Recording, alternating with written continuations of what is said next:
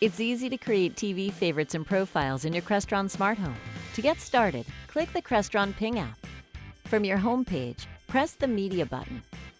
Here you can choose any video source that's a cable box, satellite receiver, or TV tuner.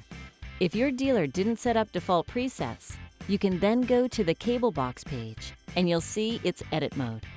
Now you can start checking the checkboxes for the TV presets you want to add.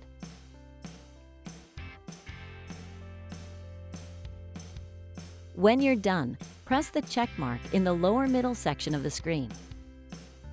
To go back into edit mode, just press the pencil icon. If you can't find the preset, you can also use the area on top to do a search.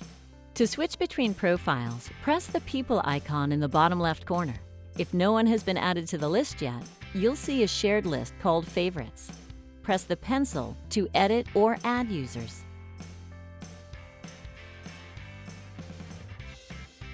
When done, you can switch between the named users by simply pressing the name at the bottom left and choose a different user.